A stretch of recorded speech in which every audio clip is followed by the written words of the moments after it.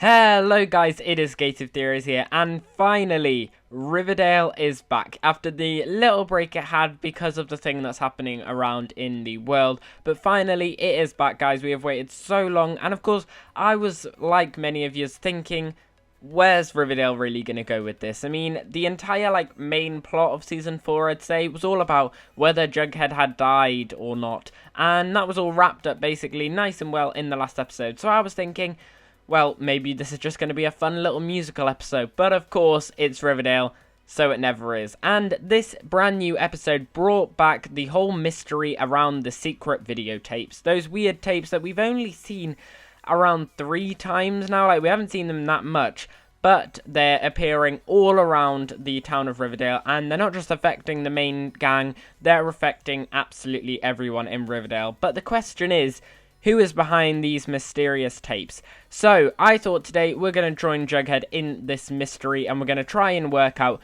who is behind these tapes. We might not be able to find out what their intentions are, but the least we can do is find out who they are, and then maybe we can try and discover more and more of this mystery. So, before we go any further, make sure that you click that red subscribe button and have your notifications turned on so you get notified whenever we make a brand new Riverdale video. So, let's get on with this video. So, firstly, let's look back at the tapes during Series 4, because like I was saying before, they were there, but it was sort of like a side plot. Nothing really happened with them because we were mainly focusing on whether Jughead had died or not. Now, the tapes were first introduced at the end of the 3rd episode in Series 4, and one appeared on Jughead and Betty's front doorstep.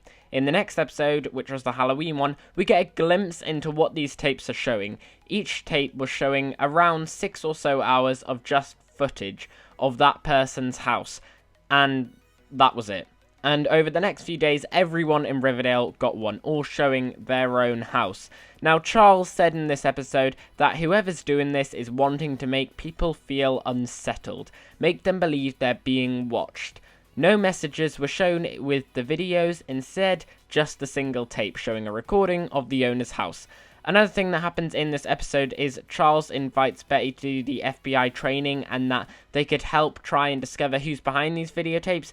But as we know, they end up getting caught in the whole Jughead, Stonewall, maybe dead situation. So the tapes have sort of been put on a side, and we didn't see them for a couple of episodes. And the next time we saw them was when they came back in episode 8, so 4 episodes later, where the follow-up tape reaches Riverdale. Now, the tape played the exact same thing, hours and hours of footage of the owner's home. However, this time it was much closer, basically up to their front door. And then we basically got nothing for ages. Literally, for the rest of the season, it was all just focusing on Jughead's death situation. And to be honest, I'd forgotten about the tapes, and I think lots of other people had, because we were so excited about something else. But we knew they would, of course, come back, and only recently, just this most recent episode that's came out, has finally returned back to the tapes. So in this most recent episode, we get the 3rd tape.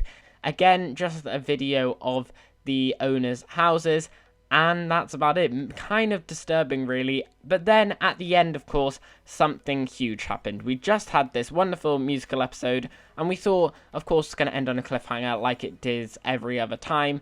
So, what's it going to be? And they gave us with something huge, a really disturbing video. What happens in this episode is Jughead is looking into all these tapes, and at the very end, he finds a tape that shows a video of 2 people wearing Jughead and Betty masks from, the Archie comics, dressing up as Jughead and Betty, and then reenacting the scene where Betty supposedly kills Jughead by hitting him on the head with a rock.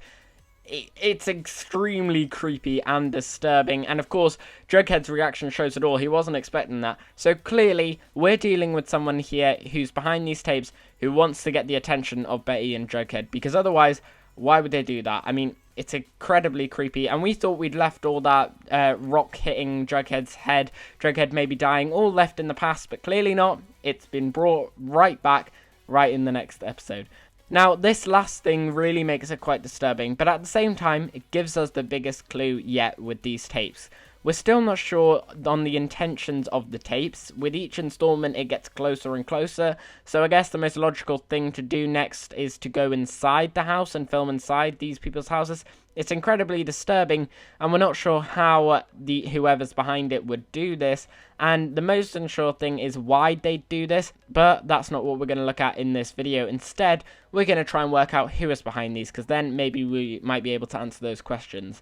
However, this latest piece of information tells us more about who is behind all this. Firstly, this is obviously a reenactment of when Betty supposedly killed Jughead. Now, because of Alice Cooper's documentary on the whole situation, it means basically all of Riverdale know what happened and how it happened. So that doesn't really narrow it down, whatever, basically just narrows it down to anyone in Riverdale. However, this is literally the exact same thing that happened in the woods. The documentary would have spoken about what happened, but wouldn't have shown what Jughead being hit with the stone would have looked like. Also, this is clearly aimed to get Jughead and Betty's attention, as this was a huge part of their life, and it purposely has this fake Betty looking at Jughead to get his attention.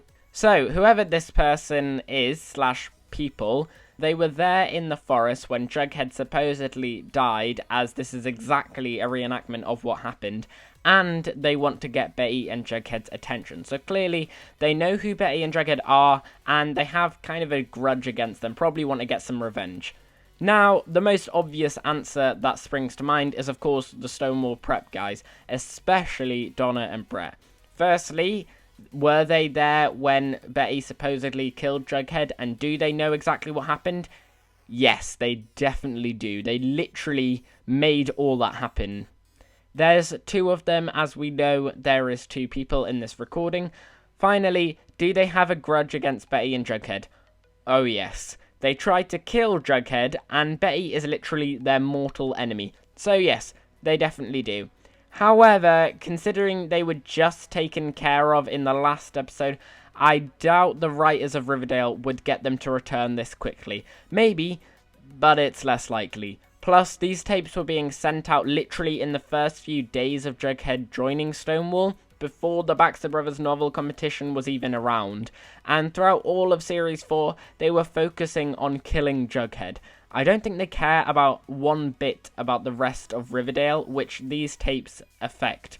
And yes, I know Brett has a secret underground cupboard full of Quill and Skull initiation tapes, so at a stretch you could join the fact that Brett has tapes and we're dealing with tapes here together, but I think that's just a coincidence, and I very much doubt that has anything to do with this next mystery.